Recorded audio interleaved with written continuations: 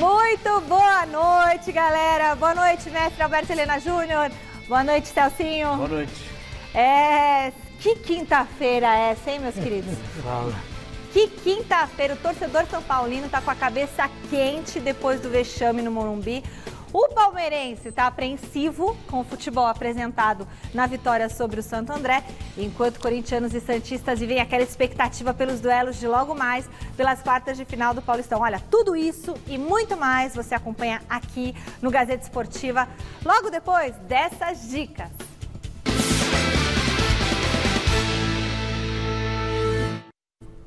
Bom, nós estamos de volta para falar do vexame do São Paulo ontem no Morumbi.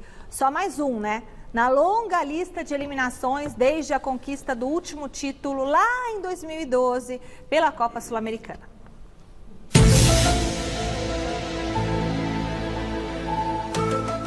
Ô, São Paulo, o que aconteceu com você? Mais uma eliminação, mais um vexame e todo mundo acreditando em você. Me ajuda aí, Tricolor. Se não passar pelo juvenil do Mirassol... Vamos esperar jogar. Mas aí é muito simples. Vou defender o Garrafa. Você o chamou de pipoqueiro no começo, agora tá cravando o São Paulo. Eu acho também que eu também acho que o São Paulo passa pelo Mirassol. Eu também acho assim que passa. Então, cravando. Mas não já tem. era, Já é, não tem. Não precisa jogar, então não precisa jogar. Vai ter que lá, vai lá cumprir tabela. É um São Paulo favorito. Não consigo imaginar nenhum, como disse no começo do programa, nenhum percalço, nenhum problema que tire o São Paulo da fase semifinal. É um São Paulo capaz de vencer e vencer bem o Mirassol. Pessoal, mas na real o que aconteceu ontem no Morumbi não é nenhuma novidade para um time que soma 23 eliminações desde o último título há 8 anos. Olha só, Atlético Mineiro, Ponte Preta, Penapolense, Bragantino, Santos 2 vezes, Audax, Atlético Nacional 2 vezes, Juventude, Cruzeiro 3 vezes, Defensa e Justiça, Atlético Paranaense, Colón, Tadieres, Corinthians 4 vezes, Bahia e Mirassol. Esse é o São Paulo dos últimos tempos, acumulando humilhações e deixando o torcedor revoltado. Classificado! Classificado! Pois é, daqui a pouquinho o Celso vai falar, vai ter direito à defesa, porque para ele o São Paulo ganhava fácil. Eu falei que a gente tinha que ver se o pé de gelo não estava de volta. Na verdade, eu fico pé de gelo na sua presença. Eu acho que é. É você que traz o azar para mim, entendeu? Não é? Eu estava acertando tudo até você chegar e estar do meu ladinho. Então. Bom, daqui a pouco a gente vai mostrar todos os detalhes dessa verdadeira hecatombe. Aliás, não só eu errei, né? O mundo errou. Você, o Garrafa, todo mundo errou. O Chico também errou ontem no Gazeta Esportiva. Mas eu quero saber da nossa dupla de comentaristas e de você que está aí do outro lado de casa acompanhando o nosso programa. Quem que é o maior responsável pela eliminação do São Paulo no Campeonato Paulista? É o Fernando Diniz? São os jogadores? A diretoria? Ou é o Mirassol? Pra mim é o Mirassol, o Mirassol que tem mérito, não é o São Paulo que tem demérito. O Mirassol tem muito mérito, 3-0, fora o show. Aliás, daqui a pouquinho o técnico do Mirassol... Fora o show? Fora o show. Vai estar falando com a gente aqui, ao vivo, no Gazeta Esportiva. Isso, 3-2. Entre no site gazetesportiva.com, deixe o seu voto. Você pode usar também o nosso QR Code, que aparece aqui embaixo, ou você pode usar a hashtag Gazeta Esportiva, que o seu comentário vai aparecer ao vivo aqui no programa. E o WhatsApp, 11 99479 1633. Dá a sua opinião. Quem foi o culpado? Celso Cardoso. Com a palavra. Então, grande noite para você que acompanha o Gazeta Esportiva. Se você for sabe... São Paulino, não é grande noite, aí você já está... É verdade. Mesmo assim, desejo uma grande noite para ele, para que ele desinche a cabeça. Veja só, eu sou meio avesso a essa história de caçar bruxa, né? Claro que você levantou, o Mirassol tem mérito, mas o São Paulo perdeu o jogo ontem por causa de falhas individuais. O São Paulo finalizou o mesmo número de eliminações, 23 vezes. Fez só 2 gols. E aí, para mim, o Juanfran falhou. O Mirassol 4 vezes e 3 gols. 3 gols. O Juanfran falhou no segundo gol do Mirassol. O Thiago Volpi falhou no terceiro gol do Mirassol. Então você está apontando outros culpados. Sim, são jogadores. Thiago Volpi, são jogadores. São jogadores que não acertaram a finalização. E no primeiro gol foi uma falha coletiva, porque apareceu livre, totalmente sem marcação para cabecear. Então, é muito fácil botar na conta do Diniz. Aí vem aquela história, toca para lá, toca para cá, tem posse de bola, mas não tem vitória. Gente, com posse de bola é que você constrói vitórias. Fez os com finalizações. gols, só faltou. O Pato falta jogar bola. O próprio Daniel Alves ontem teve uma jornada melancólica. Então, para mim, os jogadores. E aí? Tudo que ele disse está absolutamente correto. Viu, mestre? Obrigado. E claro, se você tiver que Ele votou nos jogadores, hein? Não, nos jogadores. A diretoria que perdeu o Antony, o jogador que faz uma falta desgraçada, porque o ataque do São Paulo, 3 atacantes, sem velocidade e sem habilidade, sem o drible. Quer dizer, perdeu uma alternativa de romper barreiras como essa montada pelo Mirassol, com a ausência do Antony. E certamente o Diniz, que é um cara muito inteligente, é um treinador excepcional no nosso universozinho de retranqueirozinhos que tem por aí. Aliás, eu tenho combinado a fazer depois. O Diniz vai, obviamente, promover a ascensão maior do Paulinho Boia, por exemplo, que é um jogador de extremidade de campo que avança e dribla e chuta, gol. Como é que é o responsável, mestre? Calma, a gente vai Mirassol.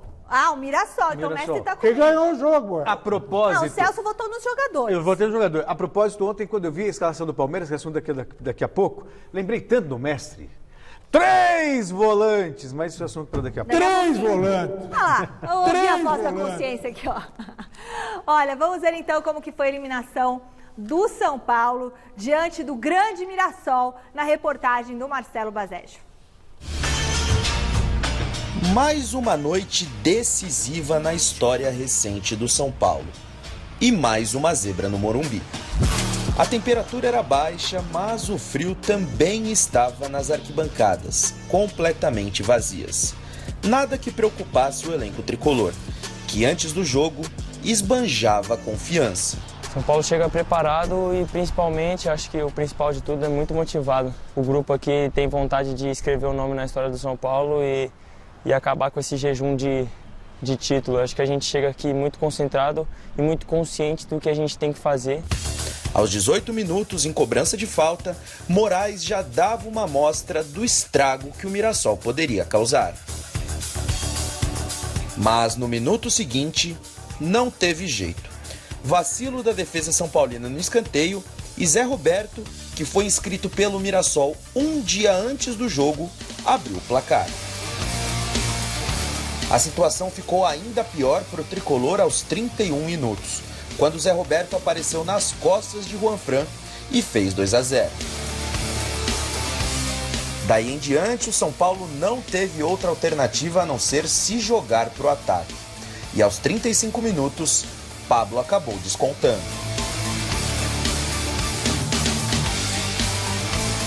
Já no minuto seguinte, foi a vez do camisa 9 ajeitar de cabeça e Vitor Bueno deixar tudo igual, tranquilizando a torcida tricolor. No segundo tempo, o São Paulo continuou pressionando o Mirassol.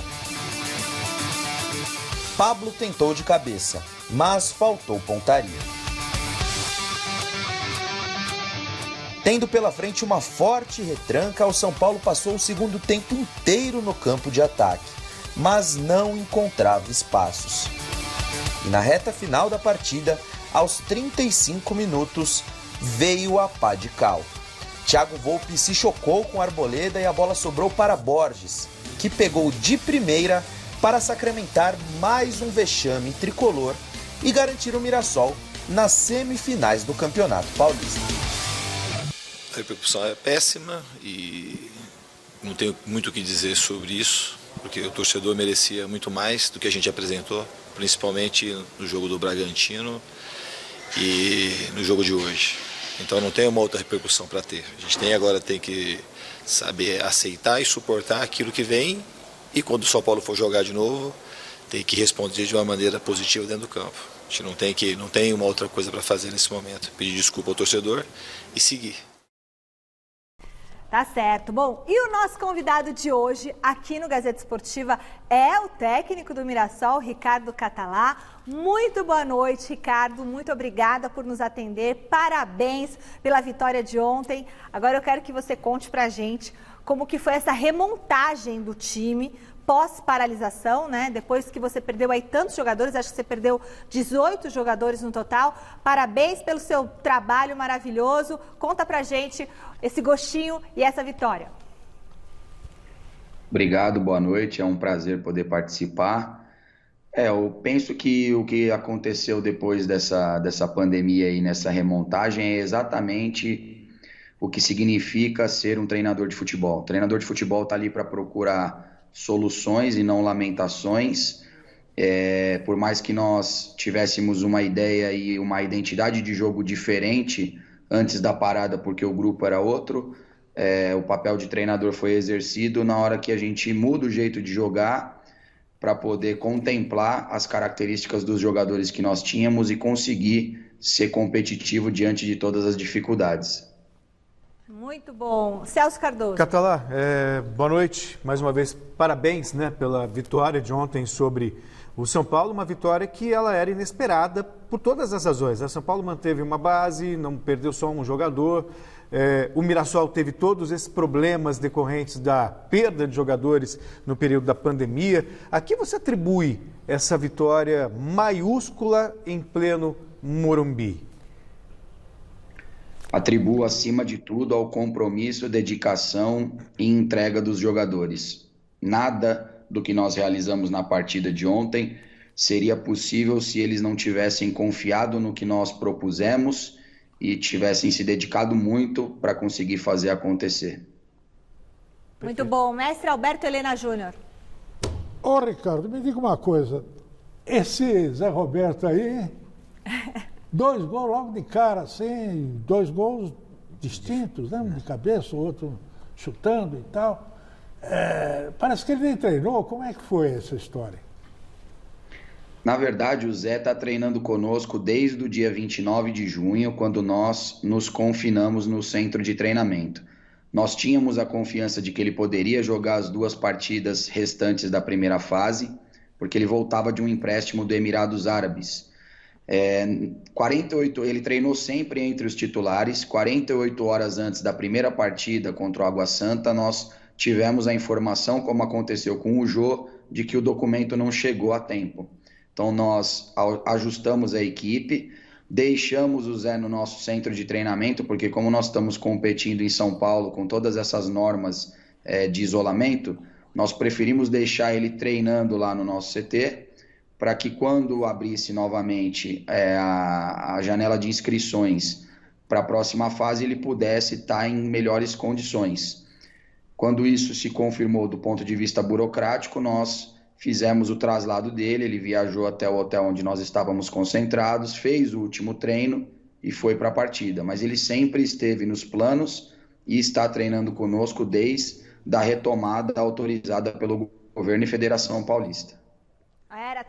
Estava escrito nas estrelas que ele tinha que ir para esse jogo, Catalá. Agora deixa eu perguntar uma coisa para você. Bom, dentre as opções aí, não sei como é que vai ficar o chaveamento, mas as opções vão ser para o Mirassol pegar aí numa semifinal. Ou Palmeiras. Corinthians ou Palmeiras ou Ponte ou Santos, não, é se a isso? Ponte avança...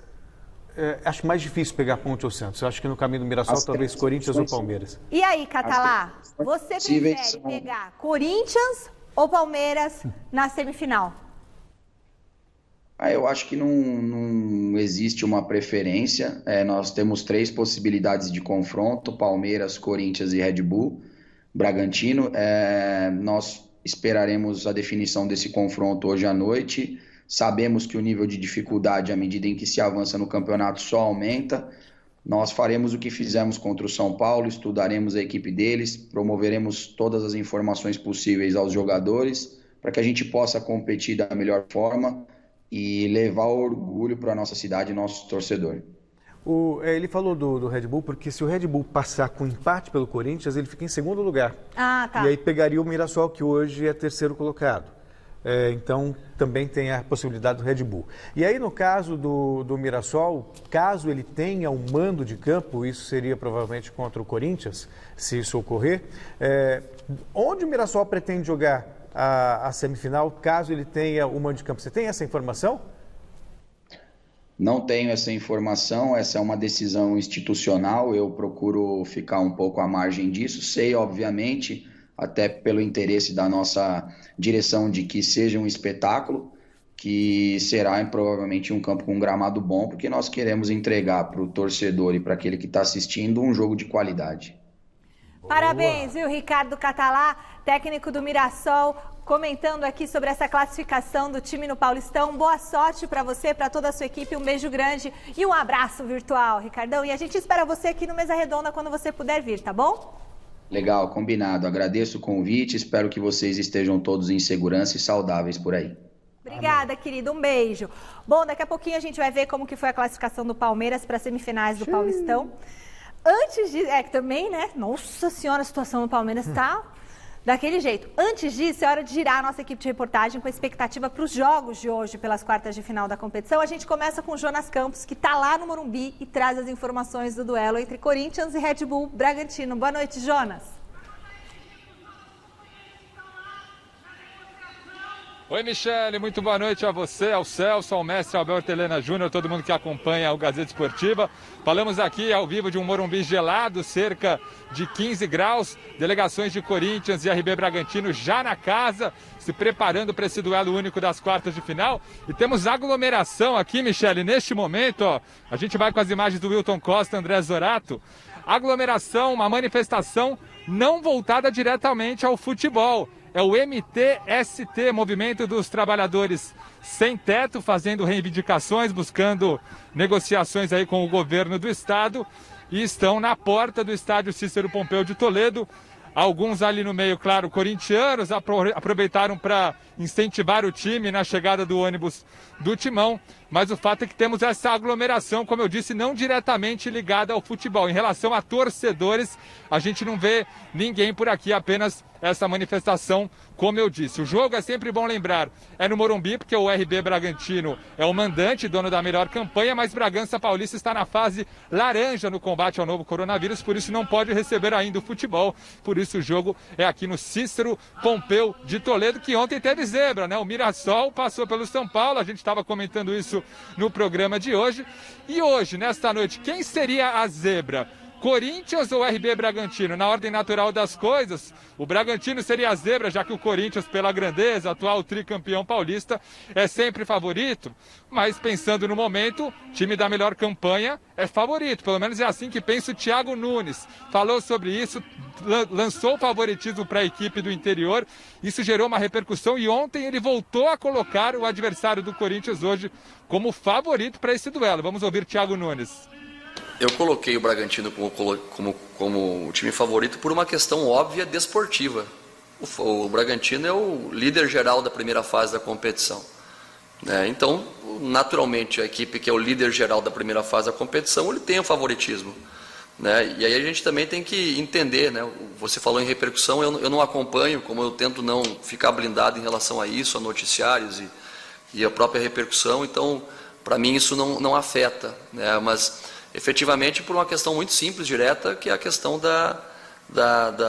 do rendimento desportivo do Bragantino, do Red Bull, nesse primeiro momento.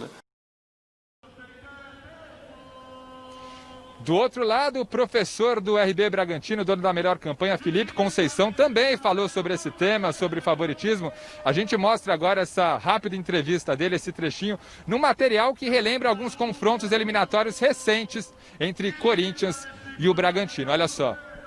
Em 2018, nessa mesma fase do estadual, Corinthians e Bragantino se enfrentaram na ocasião em jogos de ida e volta. O primeiro duelo no Pacaembu, eletrizante. 3-2 para o Bragantino.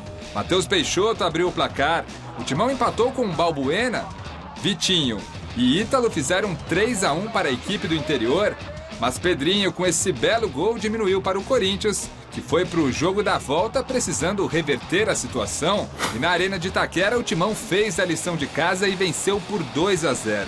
Os gols de Sid Clay e Maicon colocaram a equipe comandada por Fábio Carilli na semifinal do Campeonato Paulista de 2018.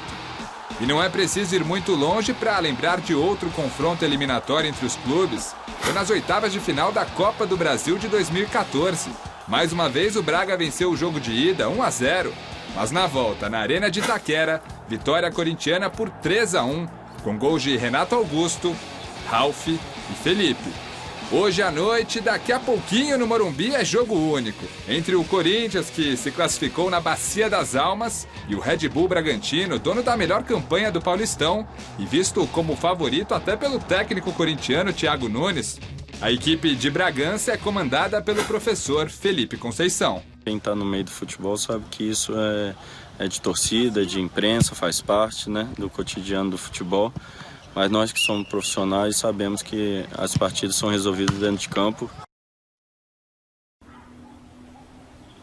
E olha, a escalação do Corinthians acaba de sair do forno, o Timão com novidades para esse confronto das 7 da noite contra o RB Bragantino. Corinthians vai a campo, Michele, com Cássio no gol, Fagner, Gil, Avelar e Carlos. Dupla de volantes, Gabriel e Ederson pintando como novidade. O Vitor Cantilho, recuperado da Covid-19, nem no banco de reservas fica. E o Camacho perde vaga no time. Gabriel e Ederson como dupla de volantes para esse confronto contra o RB Bragantino. Na linha da frente do meio-campo, o Ramiro pela direita, Luan centralizado e o Matheus Vital na esquerda, na vaga do Everaldo com dores na coxa. E na referência do ataque, confirmada a reestreia do atacante Jô com a camisa do Corinthians. Ele vai para o jogo reestreando em jogo, duelo decisivo daqui a pouco, 7 da noite. E eu volto para trazer a escalação do RB Bragantino e falar sobre essa reestreia desse jogador, o Jô, tão identificado com a torcida corintiana. Michele.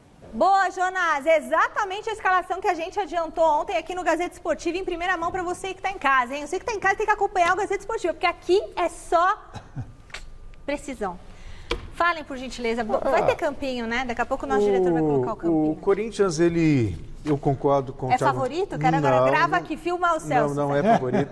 O favorito é o Red Bull Bragantino, é o dono da melhor campanha. E apresenta melhor futebol, inclusive. O Corinthians voltou vencendo, mas não convencendo. E uma das razões do Corinthians não estar convencendo também tem muito a ver com a escalação do Thiago Nunes, que veio para reformular um Corinthians, dar uma nova cara. E aí quando você vê o Gabriel jogando, e é um jogador que até gosto dele, ele tem bom poder de marcação, mas a saída de bola dele não é tão boa quanto a de um Camacho, de um Cantígio, do próprio Ederson que está aí.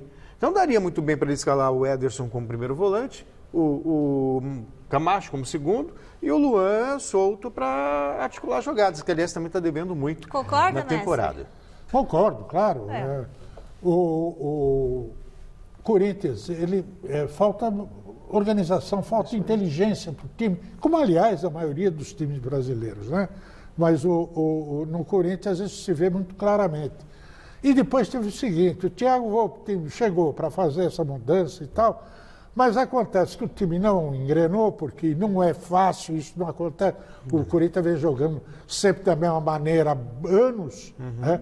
E teve sucesso, só que com outros jogadores, com jogadores mais competentes. E consequência disso, começou a pressão, aí o que é que faz o Volpe? Fecha a casinha. Vamos lá para trás. Aí esquece o ataque.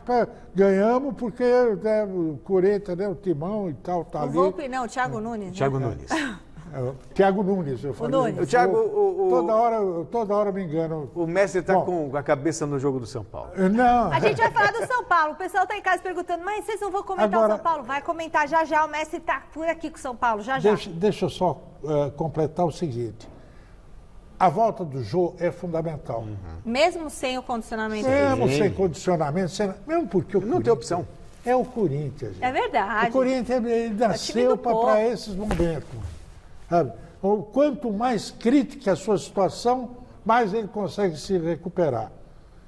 Eu não sei, pela lógica, o Red Bull é o favorito. Passa o Corinthians, mas o Corinthians... Passa o Corinthians, combinado? Me cobrem amanhã. Mídias sociais, aliás, estão cobrando o Garrafa e o Celso. Tá gravando? Tá gravando? Passa o Corinthians hoje. E agora vamos descer a serra com o Lucas Mussetti e as notícias do confronto entre Santos e Ponte Preta na Vila Belmiro. Boa noite, Mussetti.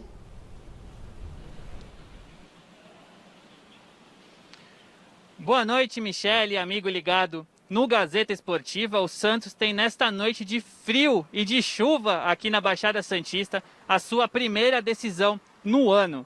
O Peixe vai enfrentar a Ponte Preta logo mais às 9h30 da noite na Vila Belmiro, pelas quartas de final do Campeonato Paulista, nessa decisão em jogo único.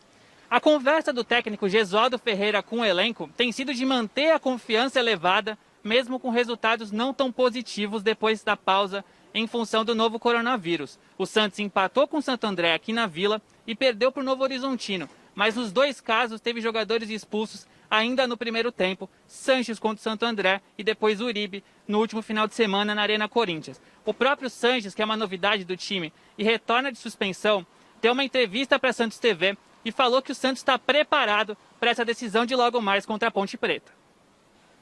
Confío muito em toda a gente que está acá, em todos os atletas, que podemos fazer grande clasificación, então só depende de nós, como te digo, entrar ligado e sabemos que estamos defendendo uma camisa grande, que temos que sempre cada jogo demostrarlo e jogar 100%.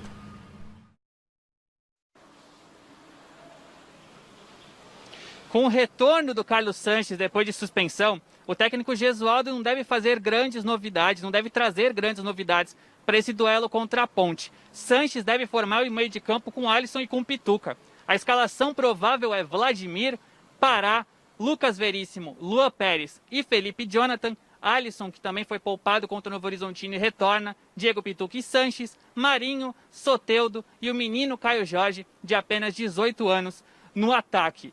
Na segunda chamada, mais tarde, eu venho trazer informações sobre um menino de 17 anos que faz sua estreia pelo Santos, ou até que pode fazer, foi relacionado pela primeira vez, e para trazer informações também sobre a Ponte Preta, adversária do Santos nesta noite. Muito bom, Lucas Mussetti. Vai ter então essa estreia aí desse rapaz aí. Pois é, Santos e Ponte Preta, o Santos em condições normais também favorito. É que a Ponte Preta também... Dá pra cair a Ponte Preta. Coisas de um campeonato estranho, ou melhor, um campeonato estranho, não, mas o regulamento ainda mais, né? Tudo irracional com o futebol brasileiro. O Santos é como todos os outros times, nesse período aqui, você não pode esperar nada. Os caras ficaram 4 meses parados, aí 3, 4 meses parados. Tá tudo nivelado, sabe? Não se pode esperar grande coisa de ninguém. E o Santos perdeu jogadores importantes. E vive uma crise. E o Gesualdo, gente, não é o Jorge Jesus. Não é porque é português que tem a mesma competência. Português, nome parecido, não é a mesma coisa, não. Olha, e o Palmeiras, hein? 2-0 no placar contra o Santo André, não reflete exatamente o que foi o jogo. Na verdade, se não fosse o goleiro Everton, a história poderia ter sido bem diferente. Acompanhe na reportagem do José Paes. Sim, meus amigos. O Palmeiras chegou a ter 74% de posse de bola no primeiro tempo ontem, diante do Santo André. Número que passa muito pela escalação titular surpreendente do Pofechó Vanderlei Luxemburgo. Se liga aí, ó. Além da volta do Gustavo Gomes ao time, o treinador armou o meio-campo com o Patrick de Paula, o Gabriel Menino e o Ramírez. Hoje eu optei, olhando o time do Santo André, com o meio-campo que as pessoas defensivo, mas muito pelo contrário. O Gabriel Menino chegou tantas vezes, o Patrick chegou tantas vezes, Ramírez chegou tantas vezes. Então não existe essa coisa de meio-campo porque você botou 3 jogadores que marcam mais, mas eles têm qualidade para jogar bola. Apesar do domínio gigantesco enorme, o pessoal da edição aqui do Gazeta Esportiva precisou rebolar bonitinho para achar algum lance de perigo real do Verdão nos 45 minutos iniciais. Na verdade, quem teve as melhores chances da primeira etapa foi o Santo André. Pois é, a sorte dos palmeirenses é que o goleiro Everton estava ligadíssimo lá atrás. Você, para jogar um goleiro num time grande, ele vai ter que fazer a defesa do jogo. E o Everton fez 2 defesas boas, foram as 2 possibilidades que eles tiveram de gol. Quando a parada parecia se encaminhar para a disputa de pênaltis, o zagueiro, volante, capitão Pitbull Felipe Melo subiu mais alto que todo mundo e anotou 1-0 para o Palmeiras. Isso já aos 42. E aos 48, o Marcos Rocha aproveitou o rebote do goleiro Ivan no chute do Zé Rafael e definiu. Final, Palmeiras classificado para Semi 2, Santo André eliminado 0. A proposta do Palmeiras nesse momento é essa, é tentar recuperar alguns jogadores que estão desgastados, tentar montar uma equipe com esses jogadores. Então eu estou trabalhando com o que eu posso fazer, que é trabalhar o elenco, isso eu estou trabalhando. E os jogadores eu estou girando com eles, é o que eu posso fazer nesse momento, trabalhar com o elenco do Palmeiras sendo usado da melhor maneira possível. E aí, Celso? Eu tenho o maior respeito pelo Vanderlei Luxemburgo, pela história dele, mas ontem, sinceramente, eu não entendi o que ele fez. Gabriel Menino, Patrick de Paula e Ramires. 3 volantes! Eu perguntei pra você ontem, quantos volantes 3 o Palmeiras volantes. vai? 3 volantes. Não, mas é que na escalação que a gente mostrou ontem... 3 volantes! Quer dizer, 3 volantes! 72% de posse de bola, mas sem nenhuma profundidade. É pra lá, pra cá, sem criatividade, um time acéfalo. Tanto que no segundo tempo, no primeiro tempo, o Santo André, a gente viu aí, teve 2 chances boas, jogando fechadinho, só explorando contra-ataque. E no segundo tempo, o Palmeiras não deu uma finalização com perigo. Até que parecia um escanteio, o Felipe Melo subiu, o desvio no zagueiro, a bola entrou. Foi um acaso. 42 minutos do segundo tempo. O acaso. Quer dizer, então foi um placar mentiroso. No retrato que foi o jogo, o Palmeiras não jogou bem e muito se deve à escalação do Vanderlei Luxemburgo. Sem dúvida. Eu, no segundo tempo, estava cochilando na frente da televisão, porque era um lenga-lenga, não acontecia nada, só bola para cá, bola para lá, bola para cá. Olha, realmente, você tem que dar um tempo para os treinadores, claro, todos, inclusive o Luxemburgo, ainda mais o Luxemburgo, pelo passado dele, por causa dessa questão da pandemia. Mas insistir com tantos volantes, precisando ganhar o jogo único, eliminatório. Ele entrou com 3 volantes, depois quando substituiu, ficou com 2 até o fim. Isso aí. Quer dizer, e Rafael Veiga no banco. Tem os jogadores de alternativa, Rafael Veiga, o outro Zé Rafael, tudo. Aí, o que acontece? Ele põe o Scarpa para jogar pelo lado. E joga na ponta direita, meu Deus. Mestre. O cara que é canhoto. E não tendo, porque ele tirou o Rony, então ficou sem o lado esquerdo. O Diogo Barbosa avançando, que é um desastre. Tinha que jogar. Então, são erros primários. São erros primários para um treinador de tanta experiência e tão vitorioso quanto o meu querido amigo Luxemburgo. Bom, tem recado da galera pelo WhatsApp? Oi, Michele, tudo bem? Saudades, adoro vocês. Olha, sobre a enquete de hoje, eu acho que foram os jogadores, não tirando o mérito do Mirassol, tá? Lourdes de Santo André. Beijos. Da Gazeta Esportiva, meu nome é Fernando, sou aqui da capital de São Paulo. Hoje eu acho que passa o Corinthians e o Santos não passa. Vai, Corinthians! Boa noite, Michele, Celso e mestre. A culpa foi do Mirassol, 3-2. Uma boa noite, meu vídeo está deitado, mestre.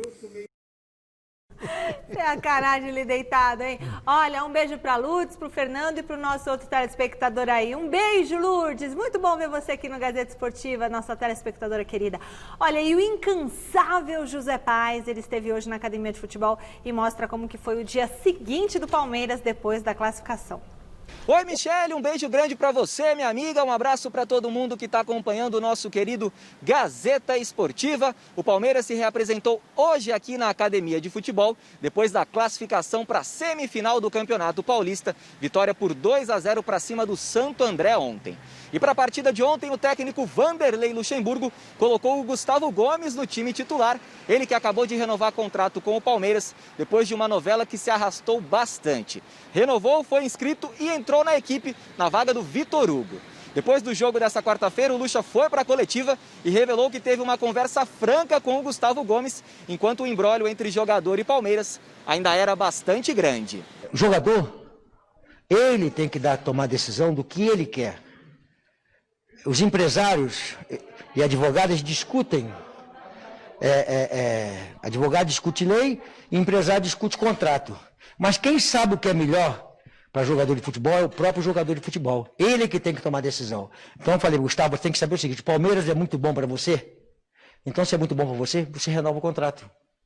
E chama o torcedor e diz, eu quero ficar no Palmeiras porque eu quero continuar no Palmeiras. E o empresário dele, tá tudo bem, te respeita o empresário, mas o empresário não toma sol, não toma chuva, não toma porrada, não se machuca, não faz nada. Quem se machuca é ele, quem vai fazer as coisas é ele. A conversa foi boa. O Palmeiras agora, Michele, espera para saber quem vai enfrentar na semifinal do Campeonato Paulista.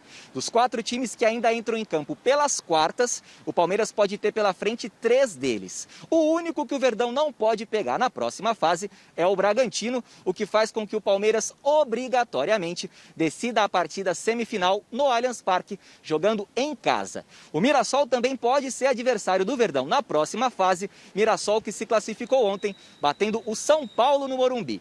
O atacante Rony, que foi substituído nessa quarta-feira por causa de dores no tornozelo depois de sofrer um carrinho, vai passar por exames médicos hoje para saber a gravidade da lesão.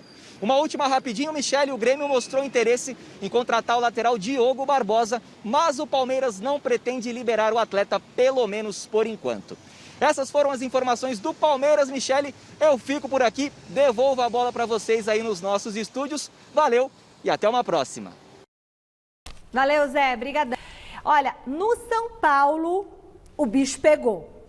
A torcida não aceitou nada bem mais essa eliminação. Alguns torcedores foram até o CCT da Barra Funda externar todo esse descontentamento. E quem conta essa história é o Osmar Garrafa. É isso, Michele. Apesar da pandemia e da recomendação de que as pessoas fiquem em casa para evitar aglomeração, ontem, depois da derrota para o Mirassol e, consequentemente, a eliminação do time no Campeonato Paulista, pequenos grupos de torcedores do São Paulo saíram às ruas para se manifestar. Ainda lá na porta do Morumbi, um pequeno grupo de torcedores ficou no portão protestando, criticando os jogadores e, principalmente, a diretoria do São Paulo. Mas o clima esquentou mesmo, foi aqui no CCT da Barra Funda. Ontem à noite, um grupo de torcedores compareceu por aqui, tentaram invadir o CT e comentou-se até de que aconteceram disparos de revólver aqui no CCT da Barra Funda. Vamos acompanhar as imagens e o que aconteceu ontem aqui na porta do Centro de Treinamentos do São Paulo.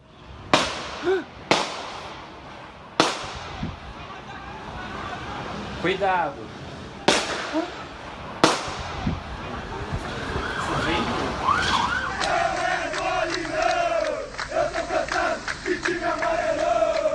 Apenas complementando, hoje o elenco do São Paulo ganhou folga e amanhã está marcada a reapresentação, não aqui no CCT da Barra Funda, e sim lá no Centro de Treinamentos de Cotia, onde o São Paulo vai ficar treinando até a estreia do Campeonato Brasileiro. Não nesse domingo, no domingo da outra semana contra o Goiás, em Goiânia. Quanto à situação do Fernando Diniz, não houve nenhuma manifestação por parte do presidente e também da diretoria do São Paulo. Por isso, o Diniz, apesar de mais uma eliminação do São Paulo, continua normalmente treinando o elenco tricolor. Do CCT da Barra Funda, Osmar Garrafa para o Gazeta Esportiva. Bom, o São Paulo garantiu que nenhum segurança trabalha com porte de arma nas dependências do CCT da Barra Funda e registrou um boletim de ocorrência por vandalismo. Bom, mas pelo que a gente ouviu aí, foram tiros. De alguma arma, né? Saiu. Mas que perigo, hein? Não me parecia, pelo o barulho. O barulho, né? não era rojão. Não. Era seco e espaçado. Então, alguma coisa aconteceu. De qualquer maneira, também não aprovo esse tipo de comportamento de torcedor invadir sem treinamento e tudo mais. E, aliás, até puxando pelo jogo, eu sei que vão falar, a posse de bola que o São Paulo fez, quer dizer, a maneira de jogar do Fernando Diniz não foi responsável pela derrota ontem. Estou errado, mestre? Claro que não. Claro que não. A imbecilidade tomou conta desse país já faz algum tempinho, né? E isso se reflete aí nesse comportamento incivilizado da torcida, dessa parte de torcida, esse bando. O São Paulo penou, sobretudo, pela ausência de jogadores velozes nas extremidades do campo, com o Reinaldo apenas pelo lado esquerdo. O Vitor Bueno não é um jogador veloz, não é um jogador de drible que fura a retranca. Ou a mesma coisa pode-se dizer do Pablo pela direita. o Pato jogando pelo meio. E o Juan Fran não ajuda nem um tostão. Ele nem é um lateral que avance, cruze bem, que passe bem, que tente o gol. E nem é um cara que marca direito. Tanto que o segundo gol foi nas costas dele. A marcação ruim. É um bom líder de vestiário? Tenha dúvida, deve ser mesmo. Mas no campo, é o Igor, é o menino Igor que tem que jogar, o meu caro Diniz. Bom, novo contato com o Lucas Mussetti, direto da Baixada Santista, com mais informações do jogo entre Santos e Ponte Preta. Fala, Mussetti.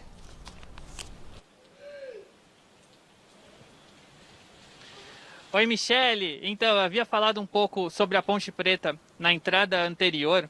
A Ponte Preta estava lutando contra o rebaixamento. Parecia improvável qualquer chance de classificação. E aí, na última rodada do Campeonato Paulista, da primeira fase do Campeonato Paulista, a Ponte não só evitou rebaixamento, como se classificou. O nosso querido Guilherme Camarda produziu uma matéria com mais informações sobre a Macaca, adversária do Santos nas quartas de final nesta noite.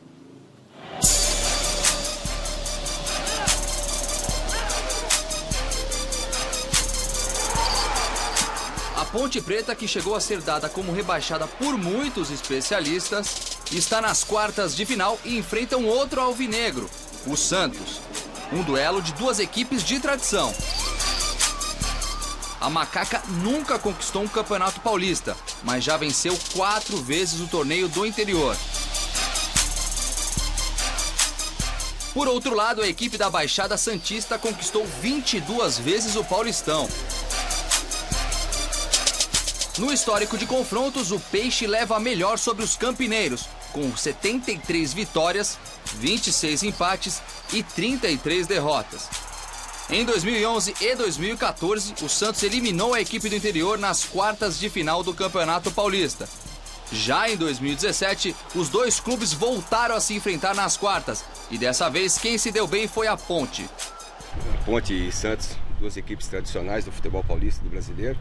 Só por si já é uma partida que com uns atrativos muito bons, né? Em 2017 eu tive a oportunidade de estar presente, eu era auxiliar técnico da Ponte Preta. Conseguimos a vitória nas penalidades, que nos levou, né, à final do Campeonato Paulista, que nos deu naquele momento ali uma alegria muito grande. Mas como a equipe da Ponte pretende enfrentar o gigante Santos? O que fazer para superar a equipe de Veríssimo, Sanches, Soteldo e companhia? Sabemos e respeitamos a equipe do Santos, mas sabemos também que nós temos condições. Então é em cima disso, trabalhando bastante a motivação desses nossos atletas aqui, do nosso elenco, que conseguiu, né, um fato que já estava praticamente consumado na cabeça de muita gente, conseguimos reverter. Então dá amostras para todos nós aqui e prova que a gente tem condições de chegar na vida e conseguir o resultado positivo. Com o Santos passando por um momento muito conturbado, jogadores pedindo rescisão, quem vai, quem fica, o que esperar desse duelo? Isso só será respondido às 21h30 na Vila Belmiro.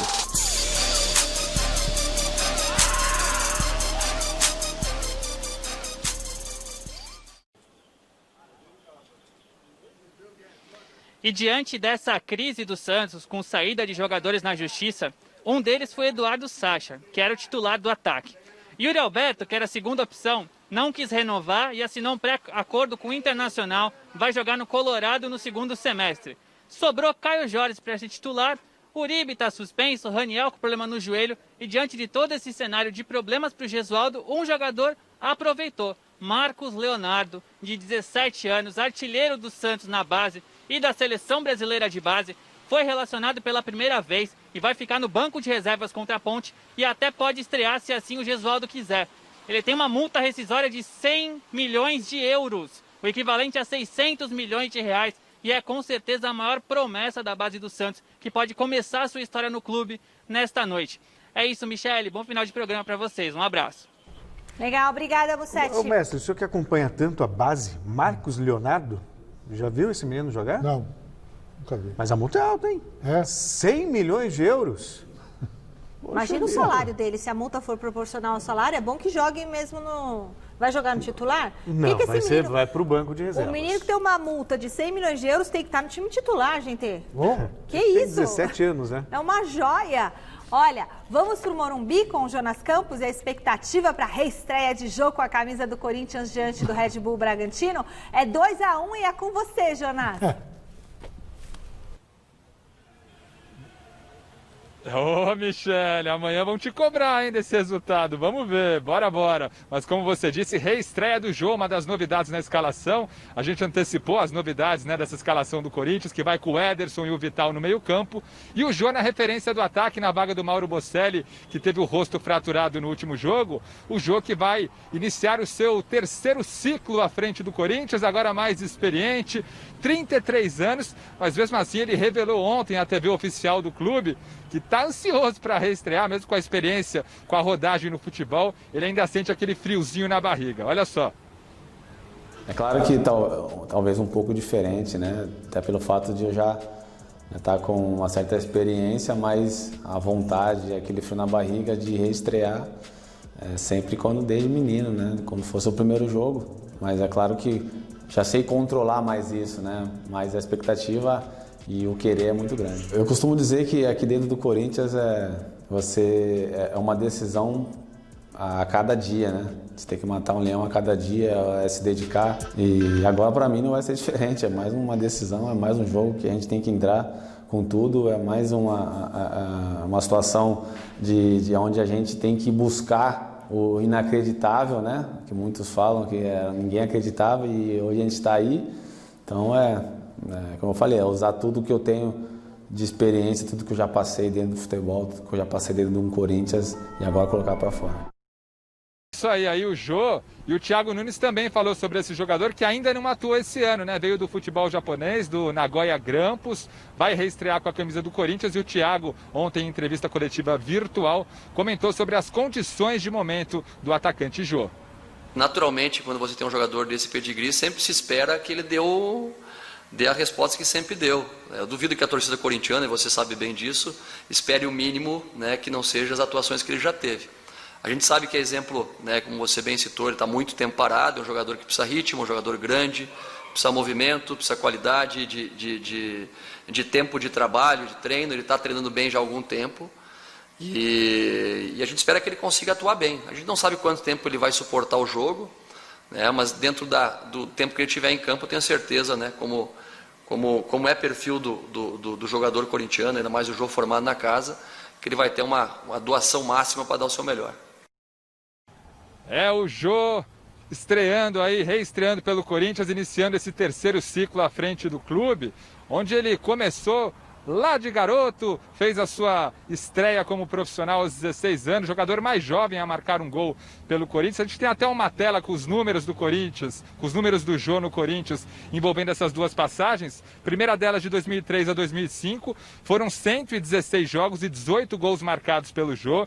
Na segunda passagem, mais recentemente, 2017, uma passagem de muito sucesso, foi a estrela do Campeonato Brasileiro. O Jô, em 63 jogos, marcou 25 gols. No total, são 179 jogos e 43 gols marcados pelo Timão, onde ele conquistou 3 títulos brasileiros de 2005 e de 2017, como eu disse, e também o Campeonato Paulista de 2017. Para encerrar, Michele, fiquei devendo a escalação do Red Bull Bragantino, que vai a campo com Júlio César, Aderlan, Fabrício Bruno, Líger e Edmar, Ricardo Railer, Matheus Jesus, Vitinho, Arthur, Morato e Ítalo. A bola rola às 7 da noite, aquela manifestação que eu mostrei agora já dispersou. Expectativa de que todo mundo, claro, assista esse jogo de suas respectivas casas. Amanhã, matéria completa sobre esse duelo decisivo. 2-1 você falou, né, Michele? Tá anotado aqui, hein? Vamos ver. O Corinthians vai ganhar. Celso. Vai ser fácil não. Mas eu concordo com o mestre, Corinthians tem o peso da tradição, a camisa, e ainda mais depois de tudo que aconteceu na rodada. Palmeiras passando apertado pelo Santo André, com um resultado, um placar mentiroso, São Paulo eliminado, e olha o que é o futebol. O Corinthians podia pegar São Paulo, pegar Palmeiras. Se ele vencer e o Santos vencer, por exemplo, ele pega o Mirassol na semifinal. Ai, que bora o perigo. Não, sim, mas... pelo futebol que estava apresentando contra São Paulo e contra Palmeiras, olha o caminho que o Corinthians está traçando, mestre. Aquele negócio, é Corinthians. Quando se trata de Corinthians, tem que pôr à parte, é uma situação separada da lógica. Né? Porque o Corinthians ele não segue a lógica. De repente ele surpreende. E pode ser... Quantos títulos paulistas o Corinthians tem? O Corinthians tem no total? Agora 3. Pode ser o 3. tetracampeonato. Pode ser tetra. Pode ser Ninguém tetra. jamais foi tetracampeão Mestre, paulista. eu falei... Nem o grande Santos. O paulistano ano passado, né, que chegou. Mas aí... Lá atrás. E eu falei que acreditar em título paulista do Corinthians, esquece, deixa pra lá. Gente, Olha. Acabei de receber aqui a notícia da nossa produção que o vice-presidente do Grêmio, Marco Bobsen, com 68 anos, acabou de falecer, vítima da Covid-19. Por isso que a gente fala, o futebol voltou. A gente fez aqui um programa, mais 100 programas sobre saúde, ou no plantão da saúde. O futebol voltou, tudo mais. A gente viu aglomeração lá no Morumbi, que o Jonas mostrou. Estavam de máscara, será, Então, esse povo? A bola voltou Aglomera a de rolar, máscara. mas a pandemia, ela não acabou. Ao contrário. Tá no momento melhor, gente. Né? A gente tem aí média de 1.000 pessoas morrendo todos os dias. É. Então, as pessoas precisam se cuidar. Essa é a questão. Fica aqui os nossos sentimentos para Sobre os jogos de hoje, né? Corinthians daqui a pouquinho, 7 horas contra o Bragantino. Repito aqui, acho que o Bragantino é o favorito, né? Mas também o Corinthians... mas os favoritos estão se enferrando. Não, Né? não é. O Palmeiras escapou ontem, mas quase Na Bacia das Almas. Né? O Santos é favorito contra a Ponte Preta, Macaquinha. Mas Macaquinha... Dá Santos também. Vai, eu já estou falando que vão usar nas matérias, hein? Vão usar, né? Macaquinho, sabe como que é, né? Eu acho que Deixa dá provocativo. Santos. Dá Santos e dá Corinthians. Se der, vai ser bom para o Campeonato Paulista, vai ser bom para o futebol, né? E aí provavelmente nós teremos numa semifinal Palmeiras e Santos, na outra Corinthians e Mirassol. É isso aí. Vamos aguardar. Vamos para o resultado da nossa enquete. A gente perguntou quem que é o maior responsável pela eliminação do São Paulo no Campeonato Paulista. A maioria respondeu que são os jogadores. Ó, o povo está aí com o Celso. 45% dos votos. Para mim, o Mirassol Os caras teve finalizam 23 vezes, não fazem o gol, ainda toma 3 em 3 falhas. Mas não é de hoje isso no São Paulo. Tá assim, ó, eles finalizam Mas ainda 312 assim, vezes e não vai no gol. eu tenho como filosofia analisar um time pelo que ele produz. São Paulo tá assim faz tempo. São Paulo cresceu muito na mão do Diniz antes da pandemia. Isso. E agora, na volta, o técnico tem menos influência, claro, porque treina menos. Bom, a gente fica por aqui, encerramos o Gazeta Esportiva homenageando o cantor e guitarrista Bud Guy. É isso, Celso? É isso? Que completa hoje 84 Aliás, um showman, já vi anos. show dele. Beijo, mestre, beijo, Celso, Beijo. boas férias, Celso.